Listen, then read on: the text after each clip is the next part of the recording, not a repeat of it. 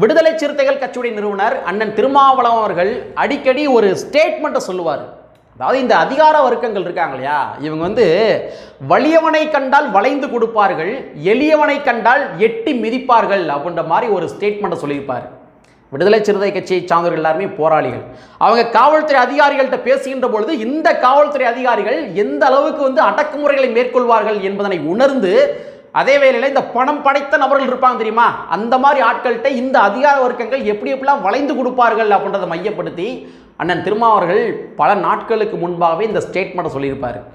வலியவனை கண்டால் இந்த அதிகார வர்க்கங்கள் வளைந்து கொடுப்பார்கள், எளியவனை கண்டால் எட்டி மிதிப்பார்கள் அப்படின்ற மாதிரி சொல்லியிருப்பார். ஸோ அந்த ஸ்டேட்மெண்ட்டை உறுதிப்படுத்தும் விதமாக தான் தற்பொழுது ஒரு சாதாரண சாமானிய மனிதன் மீது காவல்துறை அதிகாரிகள் அடக்குமுறைகளையும் ஒடுக்குமுறைகளையும் மேற்கொண்டு அடித்தே கொண்டிருக்கின்றார்கள் அப்படின்ற மாதிரி ஒரு செய்திகள் வெளியாகி கொண்டிருக்கின்றது. ஸோ அந்த